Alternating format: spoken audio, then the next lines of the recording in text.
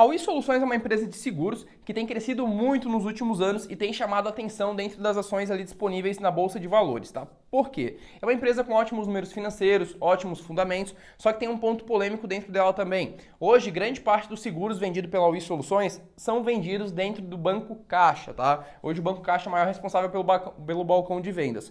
Só que esse contrato com a Caixa pode não ser renovado.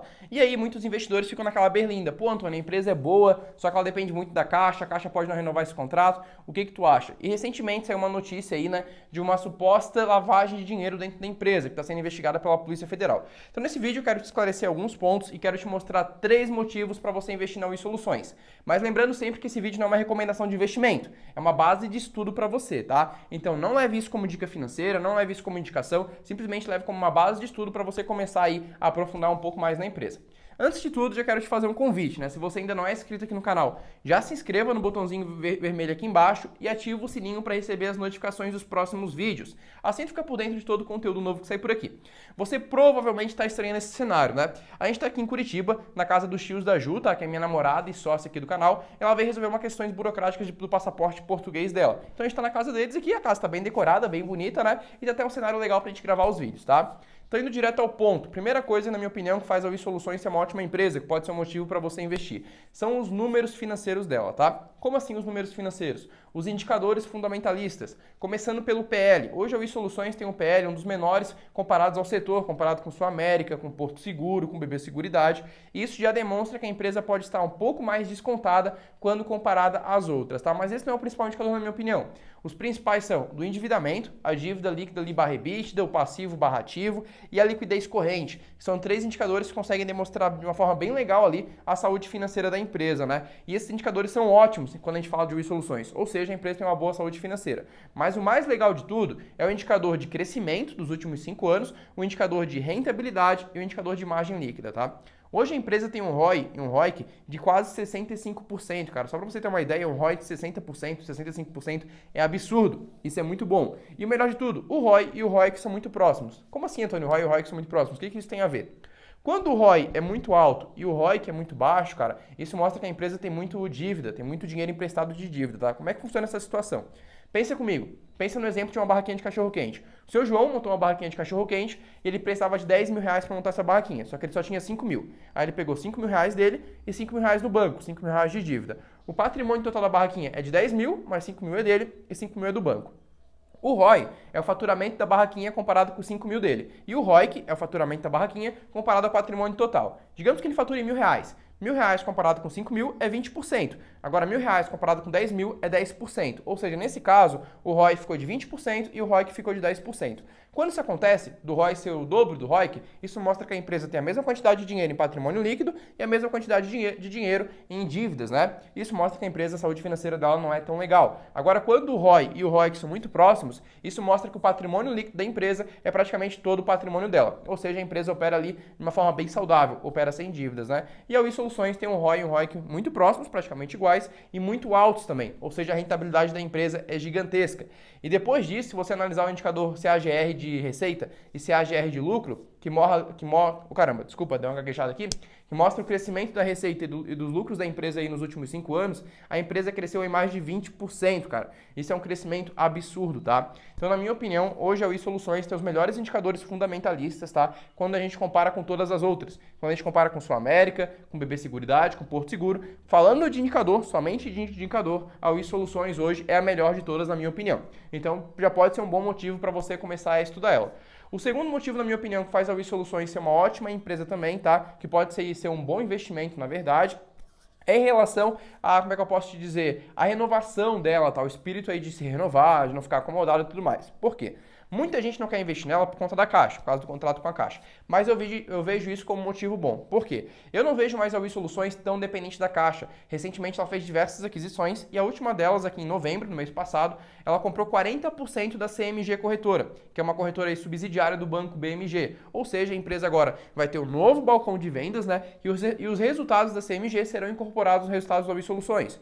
Ou seja, a tendência é que o lucro da Rio Soluções aumente, né? E também fez parceria com a Interseguros, e a Interseguros que ela fez parceria com a Liberty Seguros, ou seja, a empresa está se coçando, né? A empresa está se mexendo. Não acho mais que ela vai ser tão dependente da Caixa, mesmo que o contrato não seja renovado. Ou seja, tem uma boa perspectiva de futuro para a empresa, tá?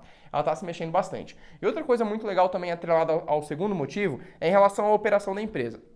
Basicamente, a empresa de seguros tem uma fonte de renda, que é o número de clientes, e tem uma grande fonte de despesa, que são os sinistros, né? O que é um sinistro? Por exemplo, o pagamento de uma indenização de um automóvel que foi roubado, um automóvel que deu PT, uma pessoa que contratou um seguro de saúde e ficou doente, precisou ser internada. Isso são os sinistros, que são chamados também de prêmios, né? O que a empresa gasta com prêmios. Se você puxar o gráfico ali dos últimos 2 anos da empresa, o gráfico de crescente, né, de clientes, o aumento de clientes dentro da empresa, e o aumento de gasto com prêmios, ou seja, o aumento de prejuízo, você vai ver que lá em 2018 a empresa tinha ali um número de clientes que era o dobro do prêmio que ela tinha, então isso era um resultado bem apertado, ela tinha poucos clientes, um alto gasto com prêmios e o resultado era apertado. Mas desde 2018 o número de clientes saltou, aumentou 6 vezes, tá? Se eu não me engano saiu de 30 milhões para 180 milhões de clientes, então o número de clientes ali saltou muito. Agora o prêmio que a empresa gasta, o dinheiro que ela gasta com prêmio, cara, só dobrou, velho. Então enquanto o número de clientes multiplicou por 6, o gasto multiplicou por 2, ou seja, a margem de lucro da empresa tá lá em cima. Por isso que eu já tenho um ROI e um ROIC altíssimo, uma margem líquida de lucro altíssima também, tá? Então eu vejo, cara,